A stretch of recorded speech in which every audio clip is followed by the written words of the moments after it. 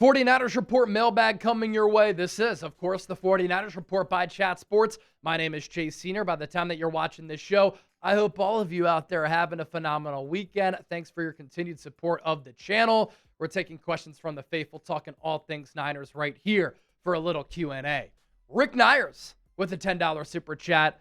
Thank you so much for the donation, brother. Hope all is well. Let's go Niners. Sign Alec Pierce. Well, for those of you who have been watching this show, you know that Alec Pierce is one of my favorite free agent targets for the Niners. San Francisco is a team offensively that was the oldest offense in the NFL in 2025.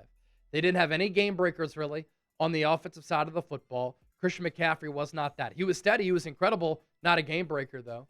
And at the wide receiver spot, Ricky Pearsall can't stay healthy. Jawan Jennings might walk because he's very expensive. Demarcus Robinson, not a speedster. Jacob Cowing can't stay healthy. Jordan Watkins was in Kyle Shanahan's doghouse his rookie year, does have 4.3 speed, but there are huge unknowns around some of those wide receivers. And so if the 49ers were to sign an Alec Pierce, you get a player who's tall, who's fast, who's physical. He can go up and get it. He's been explosive. He's led the NFL at that wide receiver position in average yards per catch the last 2 seasons. And this is a player who I think could be a stud in Kyle Shanahan's offense with Brock Purdy slinging him the pill. 21.3 yards per catch this past year for Indy. 22.3 in 2024. He was so good against the Niners in that primetime game that Phillip Rivers started for Indy. And I'm just salivating over the thought of what Alec Pierce could do in a Niners uniform. And he's an excellent athlete, of course. Robert with this one. What the hell do we do with Brandon Aiyuk? I've had a lot of people here at Chat Sports HQ ask me about Aiyuk. Chase, is he going to get traded? There's no way. He has to get cut, right? Because other teams who we cover, hosts, are looking at wide receiver options for wide receiver needy teams. And here's kind of where I stand on Brandon Aiyuk, right? It's unfortunate what happened between him and the Niners. Great developmental player. He gets drafted out of Arizona State in 2020.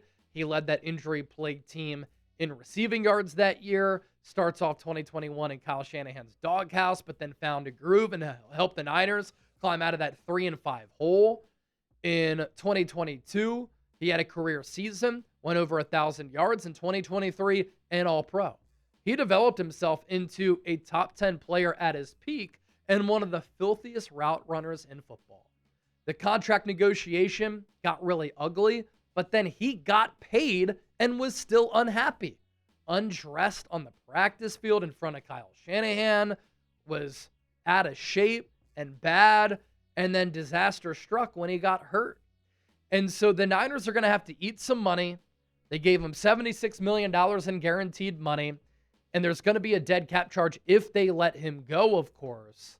But they also open up over the next few years $80+ million. When it comes to a trade, does a team want to trade for Brandon Aiyuk? 1, does he want to play football any longer? 2, what type of shape is he in? 3, how's the knee holding up? Because he didn't play all of 2025. What type of character is that acquiring team getting? Plus, if they trade for Aiyuk, they have to give up draft compensation and then pay Aiyuk as well. I don't think the Niners have a lot of leverage here. And so they might have to release him. And then a team that wants Aiyuk would be happy about that because they don't have to pay him $30 million per year. Hero with the $5 super chat. Thank you, my man. It sounds like the NFL itself may be complicit if they cut down the trees by the substation. Do you think the NFL and Jed are concerned more about lawsuits? This is a really good question. And I know that George Kittle had said it was the NFL that came in and cut down some of those trees. We have no idea if it was actually the NFL who cut down those trees. But for Jed York to ignore the fact that the substation was expanded before Levi Stadium was built and ignore the $20 million proposal to eliminate the substation before Levi Stadium was erected, you're the owner of the football team. The owner had to have known if trees on his property were cut down. Can't tell me that Jed York didn't know about that. So all this stuff is a little bit fishy. And with all these Niners players voicing concerns about this, I would just move the practice field. There's a youth soccer field beyond where the Niners are already at. Just move it. The other thing, too, that you ask here, could the NFL and the Niners be complicit? I actually don't think there are any lawsuits here because the Niners are not breaking any rules. The EMF exposure guidelines and laws are outdated. They have not been updated since the Cold War. So if you try to take this to court, the Niners could just say, look, we're under the level and the guidelines that are the designated rules. We're not doing anything wrong. I think those rules, though, need to be updated, and I think this could improve the health of all society. I want people to live long, happy, healthy, prosperous lives. I want the Niners to be healthy. That's why I don't understand why people come at my neck about this. ZXR Zay, do you think the Niners should move on from Jair Brown? I do. He was on my cut candidates list. The Niners would be able to open up a couple $1 million if they were to cut Jair Brown going into the final year of his contract. If you want some safety depth, that's fine. The current safeties you have on the roster right now, Malik Mustafa, Marquise Siegel, Jair Brown. I've talked about this. I think a big need for the Niners is getting more of that center field ball hawking safety with a lot of range who can diagnose plays on that back end through the air and make some plays on the football. Brian Baldinger this week was on the radio in San Francisco on either KNBR or 95.7 The Game. Excuse me, I don't know exactly which one, but made a pretty funny remark. He's like, when's the last time Jair Brown made a play? Carolina, when he had that touchdown-saving interception or had an interception in the end zone to keep points off the board for Carolina. And look, I used to cover Penn State prior to my job here at Chat Sports. I really like how Penn State develops NFL players and prospects. I love Jair Brown coming out of college. When he played in his rookie year, he played really well in replacing Talanoa Hufanga. Now, Steve Wilkes was the DC there, and Steve Wilkes has always had a great history of developing secondary players and defensive backs, and Jair Brown was a beneficiary of that. But since that 2023 season, he just hasn't been that good. He's slow. He misses tackles. He's not great in coverage. I think he's better around the box. But the problem is, I think Malik Mustafa is also a better player around the box downhill, and Malik Mustafa is a better player. We'll get to more of your questions here in just a moment. But our sponsor, our friends at PrizePicks. Shoot your shot on PrizePicks. Get $50 instantly in lineups when you play your first $5. That's right. PrizePicks is now giving you $50 in lineups when you sign up and play your first $5. PrizePicks makes every dunk, every dime, every board that much more exciting. So don't miss this chance to get started on America's #1 app for sports picks. PrizePicks is simple to play. Just pick more or less on 2 to 6 player stat projections. If you get your picks right, you could cash in. Pick from all your favorite sports: basketball, baseball, hockey, UFC, soccer, college basketball, football, tennis, golf, esports, and more. You can also find your community on PrizePicks with the new social feeds feature. You can share PrizePicks with your friends and copy lineups from winners with a single click. Copy lineups you like or use them as inspiration for your own picks. You can even follow PrizePicks partners like us and tail or fade our picks with just one click. 3-pick power play, looking all the way ahead to the 2026 season. Brock Purdy, more on the passing yards. Jonathan Taylor, more on the rushing yards. And then Justin Jefferson, more on the receiving touchdowns. Download the PrizePicks app today. Use the code CLNS. Get $50 in lineups after you play your first $5 lineup. That's code CLNS to get $50 in lineups after you play your first $5 lineup. PrizePicks, it's good to be right. Ali, other than Caleb Downs, are there any good safeties to pick up in the early rounds of the draft, or is it better to pick up a free agent instead? So free agency-wise, I kind of like a player like Chauncey Gardner-Johnson. He's not going to be that expensive.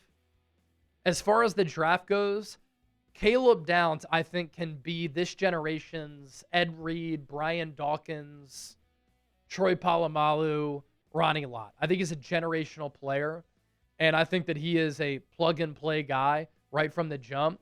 Unfortunately for the Niners, he's not going to be available with where they pick in the first round at 27. At Alabama and at Ohio State, he was phenomenal. As for other safeties, you have Dylan Thieneman out of Oregon, You have Emmanuel McNeil Warren out of Toledo, Zakee Wheatley out of Penn State, AJ Halsey out of LSU, Genesis Smith out of Arizona, Keontae Scott out of Miami. Those are some of the players right now garnering a lot of attention and buzz at the safety position. And of course, we'll continue to give you great draft coverage in the lead up to the combine, after free agency, into the draft. Mamba Legend. Hey, Chase, do you think the Niners should draft a running back behind Christian McCaffrey? I don't think it's a bad idea. I like Katron Allen, Nicholas Singleton out of Penn State in the middle rounds, day 3 guys who I think would be good fits for what Kyle Shanahan wants to do. I do think that Jordan James can be a good player. I don't know why it took until the divisional round to give that guy some carries, but at Oregon, didn't fumble once. Good pass protector, good contact balance, was able to run hard, break some tackles, and he's a straight line runner, which is good for this scheme. So that's your backup to Christian McCaffrey. As for Isaac Guerendo, I think Shanahan's just so annoyed. Freakish athlete who can run 4.3 at 220, but at Wisconsin, always hurt. At Louisville, always hurt. NFL level, always hurt. So much talent, but my gosh, he's just injured too much. All right, what about a guy like Brazell for the Niners? Are you talking Chris Brazell, the wide receiver out of Tennessee? Yeah, I'd like him. I think he's a really intriguing player going into the draft. I mean, the size is incredible. 6'5", 200 pounds. Transfer from Tulane. And he just popped in 2025. And I think that with Tennessee having more consistent quarterback play with Joey Aguilar, that brought the best out of Chris Brazell. I mean, 62 catches for more than 1,000 yards, 16.5 yards per catch, 9 touchdowns. What I love there, too, 2 drops. So I'm interested to see what he runs in the 40-yard dash at the NFL Combine. His NFL comparison is like a Christian Watson. Christian Watson flew coming out of North Dakota State. So if he flies in the pre-draft, he is a long-limbed Z receiver to create separation downfield and can make explosive plays. He can also go up and get it. Really intriguing player. All right, chosen. Chase, will Kyle Shanahan figure out how to score a touchdown on Mike McDonald's defense next year? He better. I thought it was funny when he was on the pregame show before Super Bowl 60 on NBC. A great idea by NBC, too, by the way, because I think Kyle has a bright future in television if he ever wants to take a break from coaching. It's very informative and has a lot of stories to tell and is very knowledgeable, of course. But he said, I don't know why you guys are asking me for advice for how to beat Seattle. I haven't scored a touchdown against them the last 2 games. 8 quarters without scoring a touchdown against Seattle. 1 red zone trip. I do think a big reason for that, the Niners personnel. Nobody was able to separate. The Niners lacked a lot of team speed. The Niners did not have explosive, electrifying, dynamic playmakers. Now, Shanahan did his best to try to scheme guys open, but what do you do when you don't have a lot of speed and when you're so injured? What Kyle Shanahan has to do, really, is improve the offensive line. You improve the offensive line, you become a more efficient running team, which you haven't been the last 2 years, that opens up play action in the passing game. And then that Seahawks defense isn't able to just tee off on the Niners. So fix the offensive line, fix the run game, get faster and more explosive on offense. It's the biggest priorities for the Niners, in my opinion, this offseason. Otherwise, they're going to get punked again by Seattle. Chua, how should we prepare to play in 2 international games? Man, hit up Gary Brecka, hit up Andrew Huberman, and get their best practices for how to recover from long flights. Some people think that jet lag is a myth. The Niners are going to have plenty of space on those planes.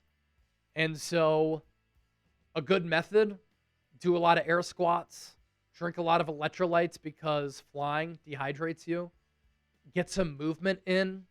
Really, you don't want to fly in planes because when you're up that high, it messes with your digestion because your body's not used to that. And then immediately upon landing, get some movement in beat that jet lag, get some sunlight in, vitamin D, hydrate with those electrolytes, and that's how you get it done. It's not going to be easy. 16-hour flight from SFO to Melbourne, and then a long flight to Mexico City. But when you are a TV ratings juggernaut, when you're one of the best teams in the NFL, and you have one of the more iconic brands, you're going to be in these primetime spots. Psycho Bob, thoughts on Raheem Morris? I like it. Brian Flores was my number 1 target. Jim Schwartz was number 2. Raheem Morris was number 3. Flores went back to Minnesota. Jim Schwartz is sitting out the year because he couldn't get out of that Browns contract. And Raheem Morris was my number 3. Very good communicator. Players love him. I really like how he's been able to adapt his scheme. You know, early on, he was the student of that famous Tampa 2 defense, which Monty Kiffin made very famous way back in the day. Tony Dungy as well. But then when he took over for Brandon Staley with the Rams, Brandon Staley is a Vic Fangio disciple, and Raheem Morris started to run more of that Vic Fangio type of defense. And so he's been malleable. He's been able to adjust his defensive scheme to the personnel. And I think he's going to do a good job for the Niners. I think the relationship between him and Kyle is an important thing because Kyle did not get along well with Steve Wilkes. Things did not work out well at all with Nick Sorensen. But Raheem Morris is going to bring energy to the defense. I think some of the veteran players on the Niners defense really appreciate that. And again, I think the scheme adaptability is really important for a coach. Did you like our mailbag? If you did, hit that subscribe button so that you can be a part of the next one. And turn on your notifications by hitting that bell icon. Therefore, anytime I publish a video like this, anytime we go live, you'll get that push notification.